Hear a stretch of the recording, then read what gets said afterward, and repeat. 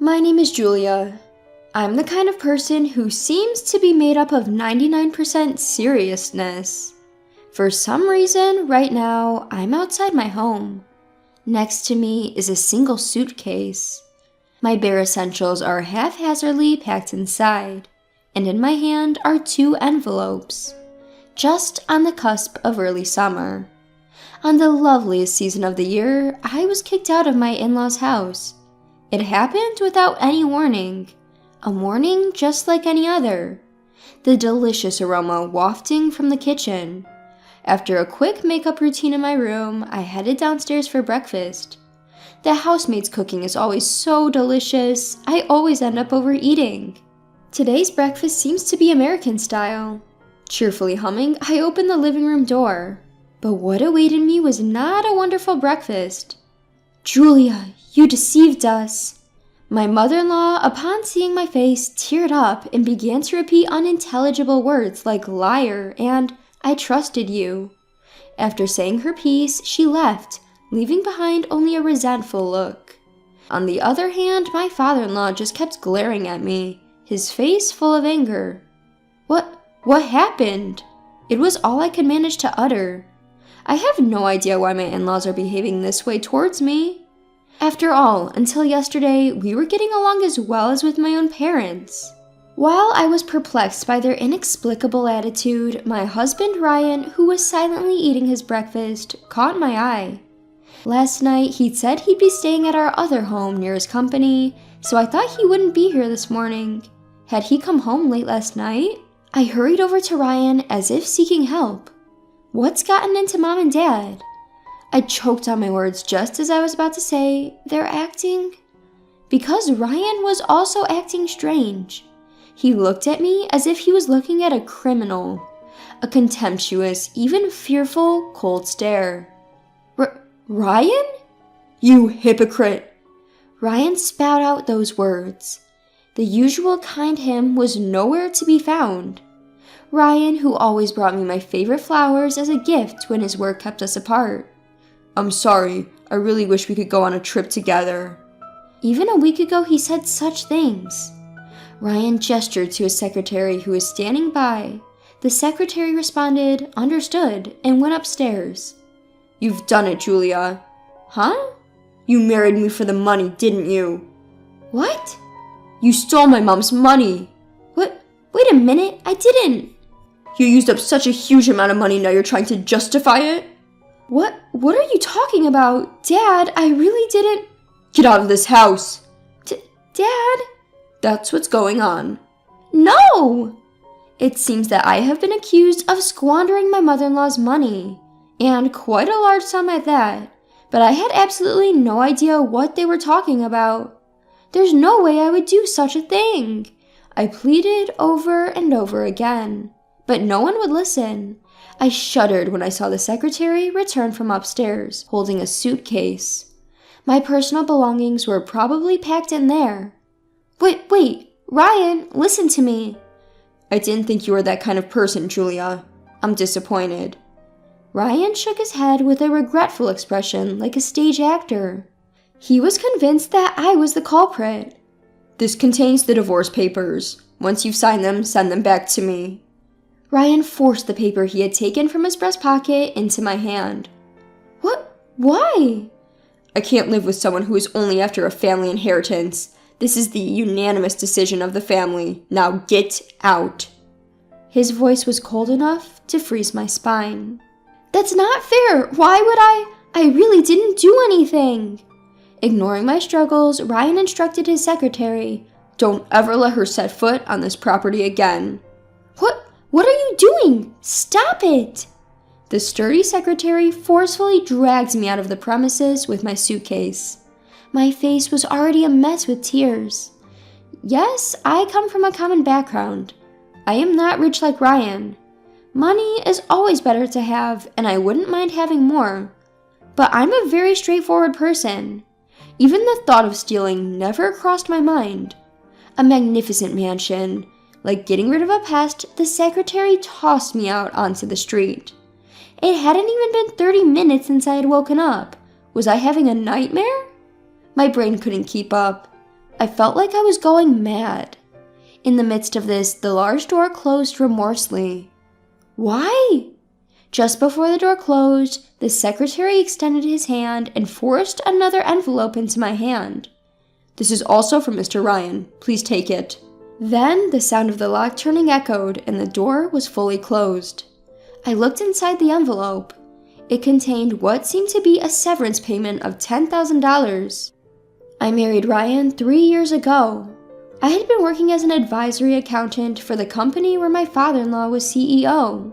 That being said, I had just passed my CPA exam and was more of an assistant to my colleague, graciously allowed to participate in operations out of pity. Then, one day it happened. This doesn't make sense. Something's off. Eager to be recognized as a fully fledged CPA, I had overstepped my bounds into a task assigned to my colleague. As a result, I discovered that my colleague was falsifying the books and embezzling money in the hundreds of thousands. I still remember that moment. The excitement of having struck gold, coupled with the fear of having stumbled upon a crime scene, surged through my body. In the end, I decided to report this fact to my father-in-law, the CEO. Being a fundamentally earnest person, pretending I hadn't seen it was never an option for me. Of course, I thought about reporting it to the IRS, but then my colleague wouldn't be able to be a CPA anymore. Having finally become a CPA after years of effort, I found it hard to do something so drastic. My father-in-law, who had built a huge fortune in one generation, was rather lax with money management. He had been cunningly targeted. "Thank you so much, Julia. We owe you." "If it weren't for you, they would have kept siphoning off money indefinitely." I was celebrated by the CEO and his wife as if I were a hero who had saved the world. "Julia, if you're not seeing anyone right now, would you consider marrying our son?"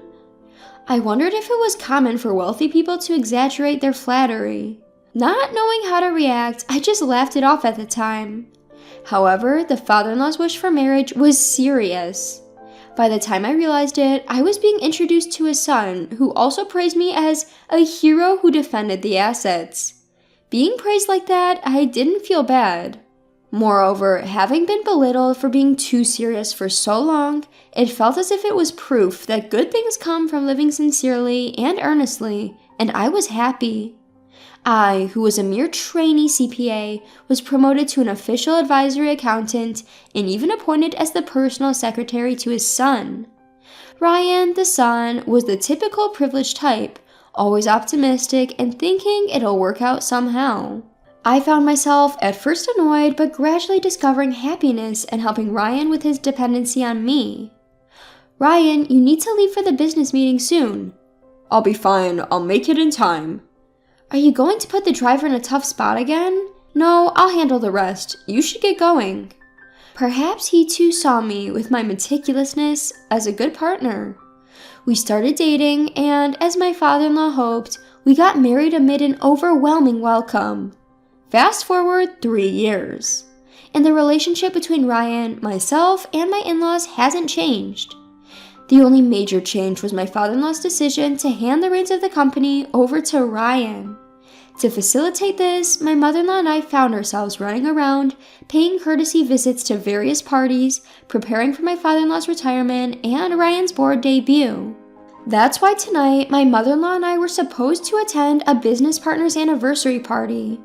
But instead, I found myself in a stark business hotel room.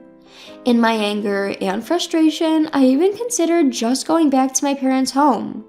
But that didn't sit well with me. If he wants a divorce, that's fine. But as someone who's always lived by being honest and sincere, leaving as a thief is something I can't accept. I sat on the bed and looked at the contents of the envelope again. Divorce papers and a severance payment. Shaking my head, I held back my tears. I need to calm down. Taking a deep breath, I closed my eyes and thought. I haven't taken my mother-in-law's money. This is a fact. So that means someone else has done something. I felt the rush of excitement and fear again. I picked up the bundle of $10,000. I'll put it to good use. I quickly retouched my makeup and headed to the private detective's office. My cell phone rang a week later. "Here are the results of the investigation." What? In a room of a shared office building, stacks of paper clipped together was placed on the reception table. The report was thicker than I had imagined. With trembling hands, I flipped one page after another. What? Huh? I was startled multiple times before I finished reading everything. Staggering, I stood up, clutching my spinning head. When I went out of the building, an unpleasantly refreshing breeze blew. It was all a lie. I squatted down as if surrendering my body to the shade of a street tree. Unsuspecting passerby looked at me curiously as they walked past. I, who had learned the truth.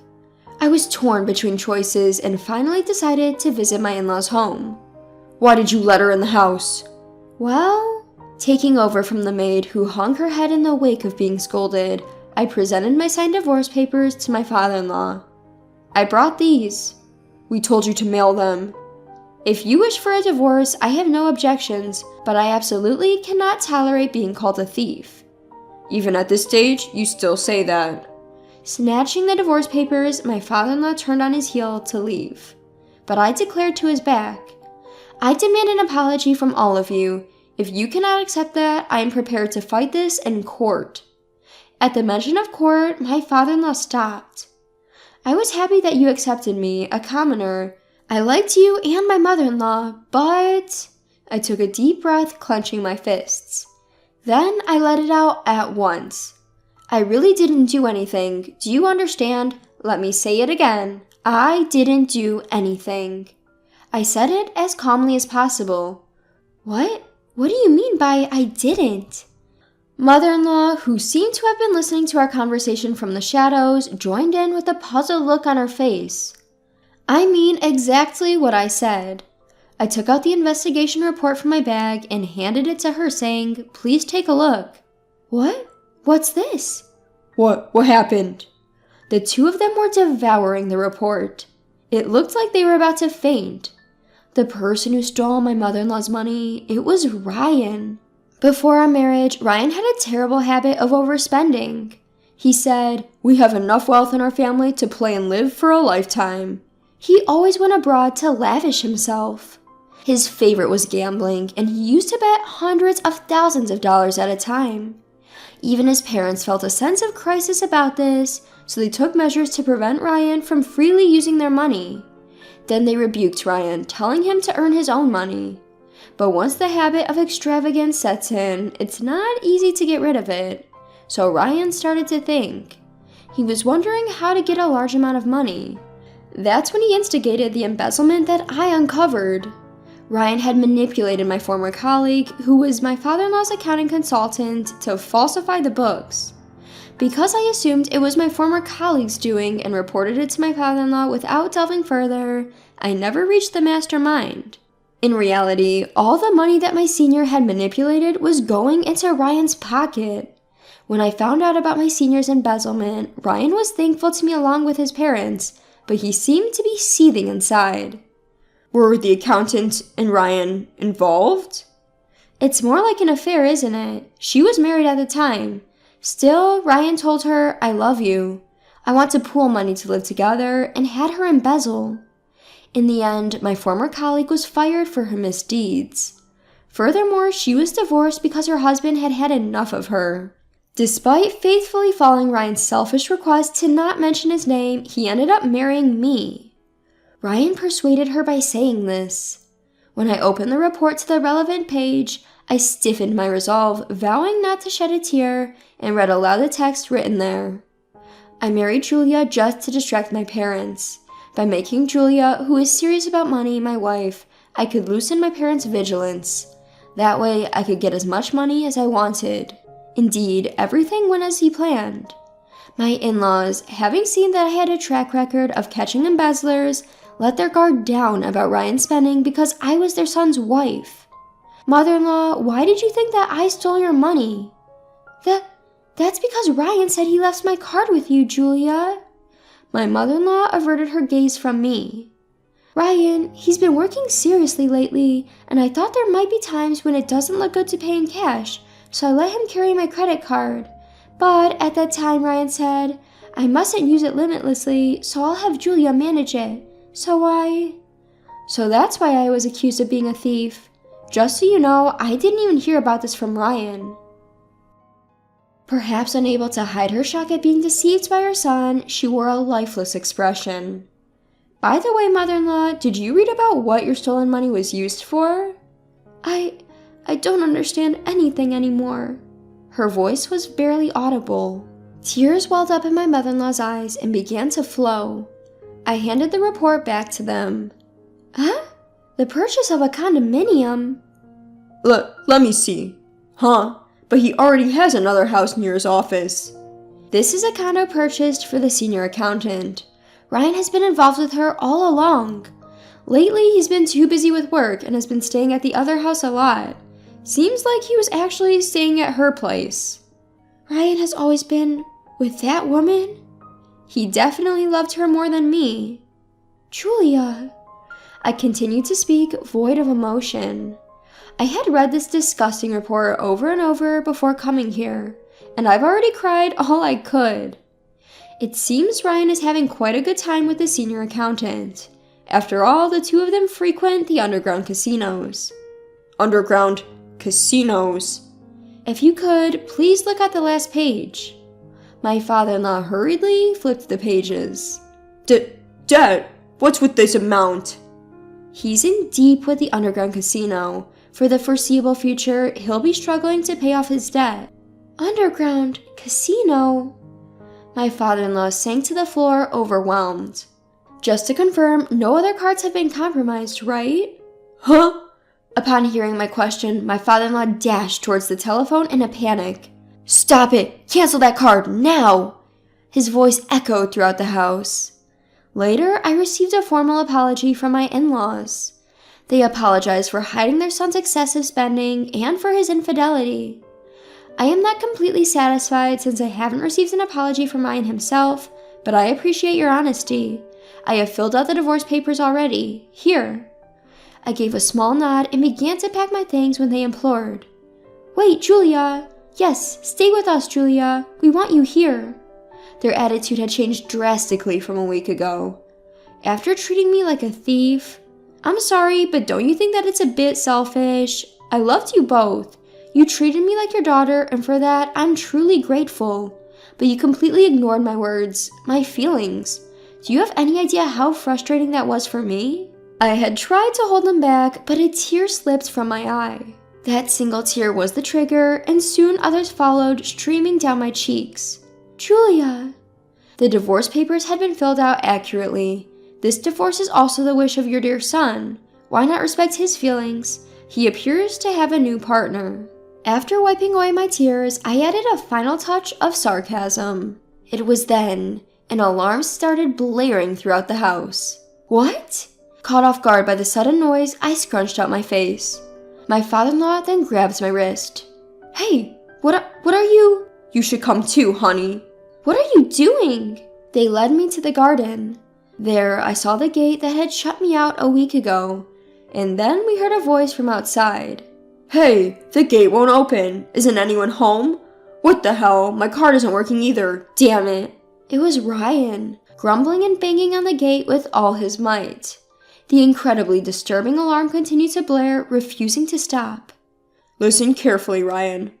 Huh? Dad, are you there? Something's wrong with my key. Can you open it from your side? I said listen, Ryan.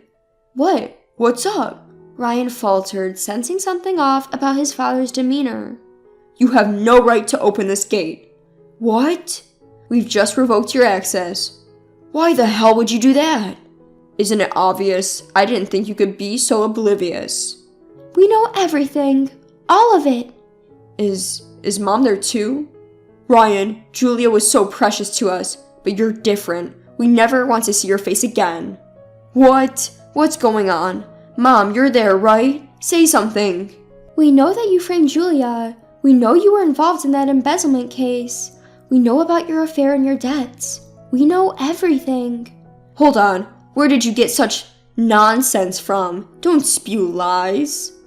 Ryan desperately continued to defend himself. I was feeling anxious inside. Would this couple be swayed by their son's words and call me a liar once more? But my fear was unnecessary. I trust Julia. So do I. Dad, Mom? We are truly sorry. Please, would you consider taking my place? What? Hey, is Julia there too, huh?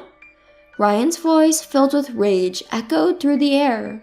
He seemed to be causing quite a ruckus. However, unfortunately for Ryan, his resistance did not last long. The security staff that showed up after a while managed to calm him down.